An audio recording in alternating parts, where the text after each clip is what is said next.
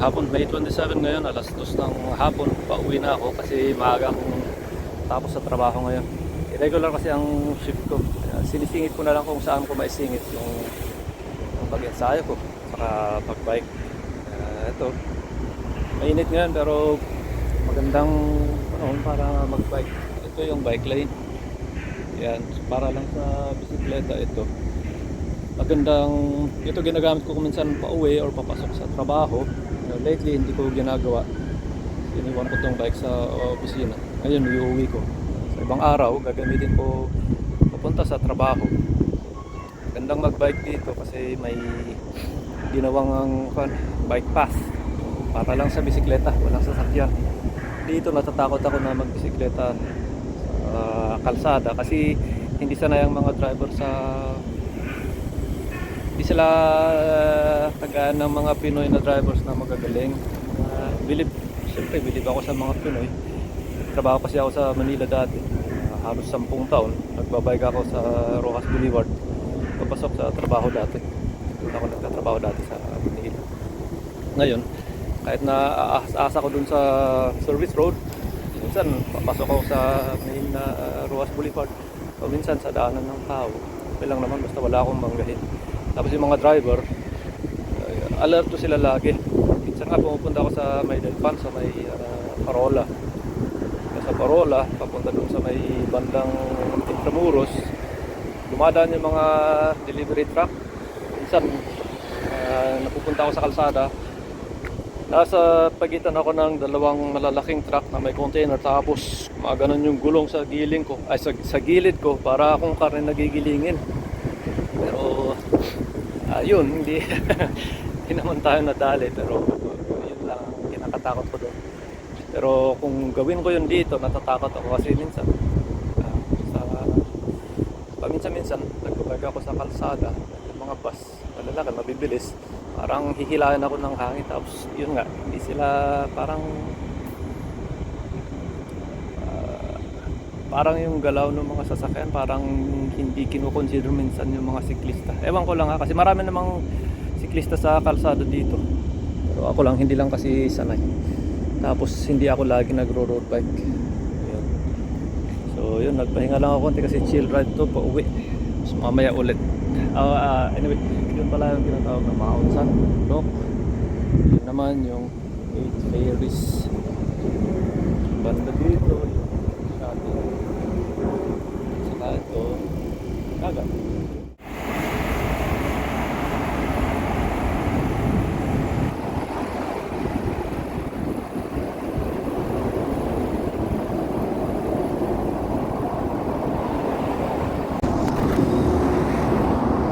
Yun, sa parte na to nakikita yung katabing kalsada ng 2019 nung welga dito sa Hong Kong.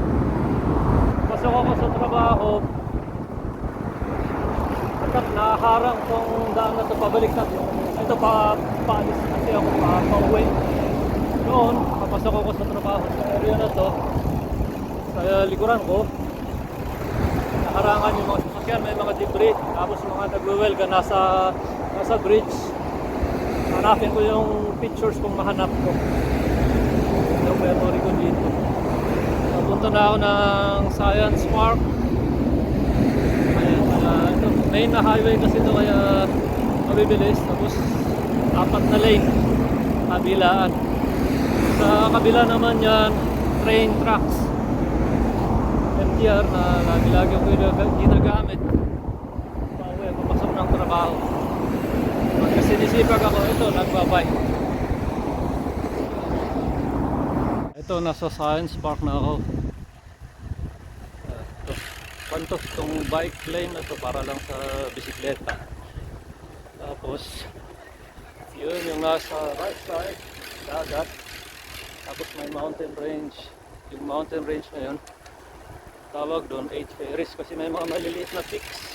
Kabilaan doon, siguro mga 8, kaya 8 ferries, 8 diwata. So kay Pat Sin Leng, tawag sa Cantonese. Ito mga residential buildings to mga to. Mahal na mga yan kasi magagandang view. Tapos nung panahon ng social unrest dito, babike ako papuntang trabaho. Pagka pa doon sa may Taibo, may mga nakakasalubong ako na mga taga mainland. Medyo halata kasi kung taga mainland, medyo iba yung itsura. Tapos kami nilang mga bagahe galing dito, pauwi sila. So wala silang makuha sasakyan dito sa banda rito kasi nga nakarangan. Pupunta sila ng Taipo para siguro kumuha ng taxi, baka pupunta ng airport o kaya baka pupunta ng land border, either bus or train siguro. Uuwi sila o yung iba, ewan ko saan pupunta, pero paalis sila. Maraming mga taong maalis nung panahon na yun. Pero okay naman. Lipat ko ulit ha. Ito magandang magbike dito kasi maluwang, pero ayaw ko nag-bike dito kapag weekends, lalo na kapag sa medyo hapon, umaga, kasi daming tao. Parang kung sa Baguio ay parang Sunday, isang park na maraming nagbabike sa pagkain sa Pipas. Mga maraming ganyan. Medyo yung iba tututong magbike, siyempre para sa lahat naman ito, pero yung iba kasi bigla na lang tumitigil sa harapan, kaya yun ang delikado kapag mabilis ka tapos biglang isusulpot sa harapan mo, biglang titigil, yun ang delikado. Kaya ayaw ko kapag yan, tumigil ako para ipakita yung 8 ferries o Patsinleng. Tapos yan, ano to tawag ito, wakeboard. Kantayin ko para makita nyo yung nagwi-wakeboard. Yan. Oh, galing oh, nakaangat ka agad. Oh, lady. Yun, galing. Oh, di ko nasundan. Oh, tayo lang. So dito may nakita rin ako mga siguro triathletes yun, nagtitraining. Tapos kahit na winter sa umaga, yung mga matatanda dito nilalangoy yan, open water. Yung iba may floater. Tapos may malapit na reserva sa tinitirahan namin. Minsan doon may mga matatanda nagsiswimming doon. Grabe ang lakas nila. So kaya kuan dito maganda yung society kasi na-design din yung city para kuan. Na-design yung city para ma-encourage ang mga tao na pumunta outdoors. Kaya tapos maraming mga structured activity, minsan sila nag-organize, nagta-tai chi, masayaw, ewan ko kung mabayad, hindi ko alam. Tapos pagaya namin may mga kababayan, mga Pilipino mahilig mag-mountain bike, yun, nagma-mountain bike. Kuan siya, convenient para magawa yung outdoor activities na nakakatulong. So ayan, kagaya niyan sa Patsinleng, yan, magandang i-hike yan kapag winter kasi hindi kagaya nga naman napakainit, pero marami rin namang nag-hike kahit na mainit. Yung mga nawawala kong minsan din, ewan kung saan sila nagpupunta. Hindi ka naman maliligaw dyan kagaya sa atin, pero syempre kung pagod na medyo madidisorient din. Tapos yung pupuntahan ko doon pa sa kabila ng bundok na yan, 20 kilometers mula sa trabaho, mga 1 oras. Ayun, eto mga tiklesta. Uy, ayun yung mga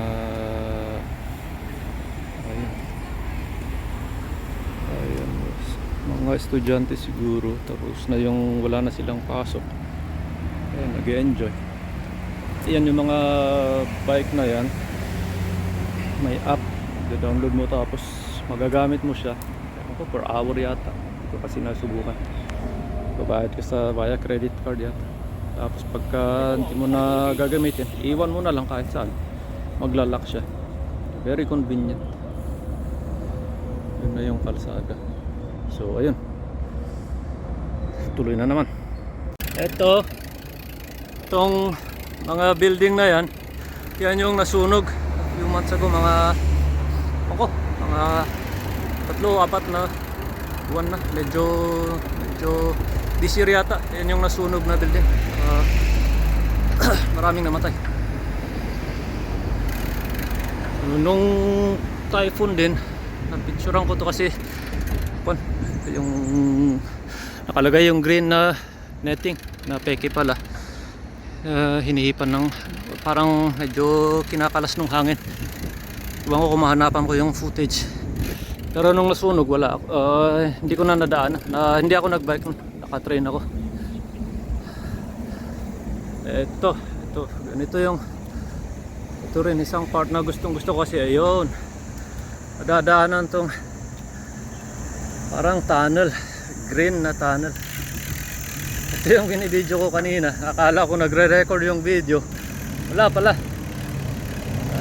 Buwang balik na rin, ang hirap mag-freehand. Teka, balagpasin ko to at baka matumba ako. Dali Whoop! Hindi kasi ako marunong mag-freehand, one hand lang.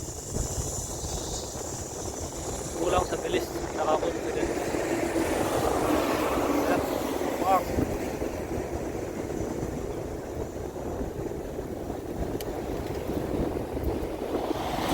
Ito, tulay. May ilog. Yan yung ilog galing Taipo punta sa dagat. Yan yung dagat. Ilog na yun yung Maunsan. Yan.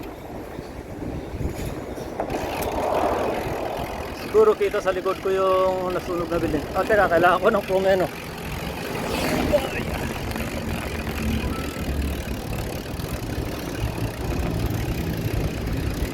At delikado na to. Bitawan ko muna tong camera. Nandito ako sa Taipo ngayon. Lumang village yata. Ay, Kamshek New Village ang pangalan nito. Diyan ako kumain, or tea time na tawag nila. So ito, sabi ko parang ilog. Pagka umuulan malakas to, mapupuno yan. Tapos yan, bridge. Very similar ang mga designs ng bridge nila. Tapos ganyan, green ang bubong, red ang poste, semento. Yan, residential buildings. Ito high school. Yan, mga residential buildings. Ito, mga naglalakad, mga tao. Yan, ito park. Tapos bawal pumasok ang bisikleta sa loob ng park. Minsan nailulusot ko yung minsan pagka hindi nakalingon yung gwardiya, pero wag ko nang kulitin ngayon, awa naman. Hindi ko na lang ako dito. Ayan, nagpapatuyo ng labahan. Yan, itong mga to residential area yan, medyo may class. Uy, inaayos nila itong tulay. Teka, mahirap. Lusot. Yun, daan ako dito. Tagal lang hindi ako dumadaan dito ng bike.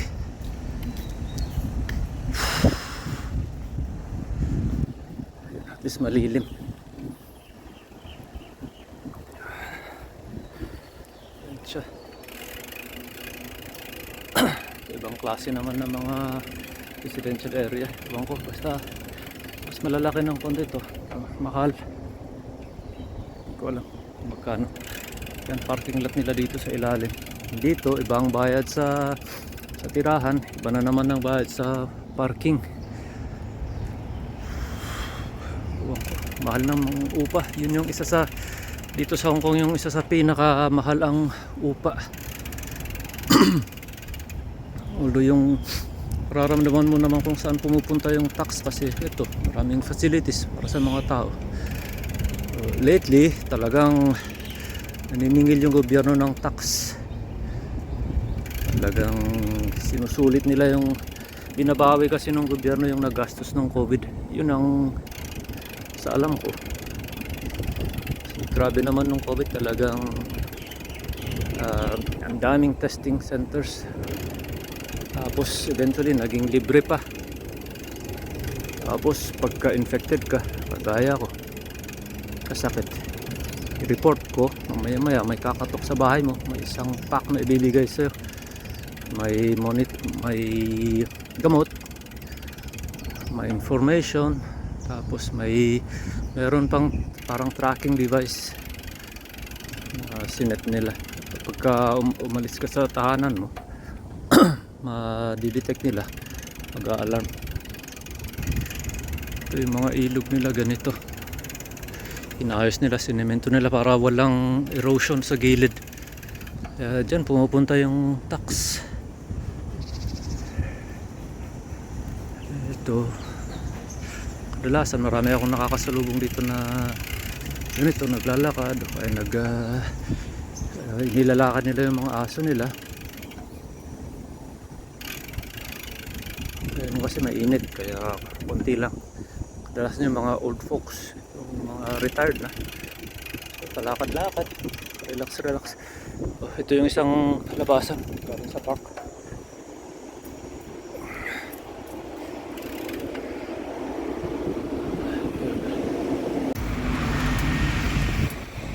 Ito, nasa park na ako na ito, bike lane, tapos sa kanan ko kalsada, tapos sa taas train tracks, MTR. Ito papuntang northern part ng Hong Kong, ito sa Fanling at saka sa Chungshui. Nag-i-return na dyan sa papuntang Yumdo. Yung minibus, parang yun yung pinaka jeep dito. Meron ding red, yung red parang express.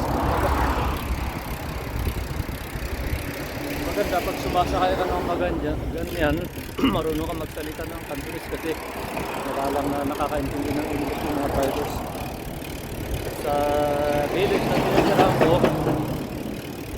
alam ko nang sabihin yung para kung nasaan kami. Dito naman sa yan, dito maraming mga ibon at saka isda, maraming photographers kumukuha ng yan, maganda kumuha ng photos. Ito, niluwagan nila yung dam. Ito actually na-inflate yung isang ewan ko kung tubig o hangin. Yung tubig siguro nilalagay nila. Pagka na-inflate yan ng tubig, nagiging barrier, nagiging dam. Ito, pumupunta sa isang dam. Yun yung trade.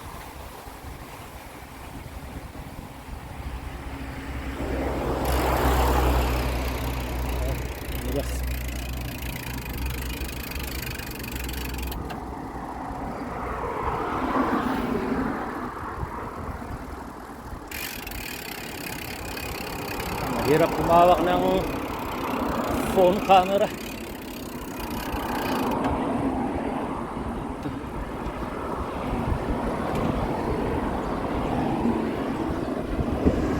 Ito malumanay na medyo paakyat.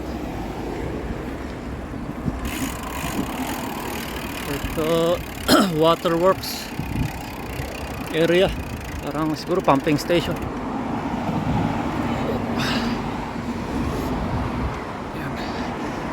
Dito yung water supply sa mga bahay. Yung ibang villages, gaya nung nag-flat share kami ng kaibigan ko dati, yung iba kalahati ng supply galing sa spring water ng village. Yung village namin ngayon walang ganun. Minsan lang ako nakasubok ng ganun. Parang kalahati yata baka yung flushing water nila, yun yung galing sa spring water. Tapos meron din galing sa kalimutan ko yung tawag nila sa water services department nila. Ito, malapit na ako sa isang intersection. School bus naman yun. Really ganun ang kulay ng mga school bus dito, tapos mga minibus. Meron din mga malalaking buses, pero kadalasan yung tinatawag natin na coaster, Tawag nila dito minibus. Ito. At ibaba ko muna tong camera at bababa na ako sa subway. Kapababaan na to. Eto, yung bundok na yon, yung burol na yon, parang yun yung boundary ng Fanling. Yan na yung train, parang valley. Eto, nasa taas kasi ako ng overpass. Ayan.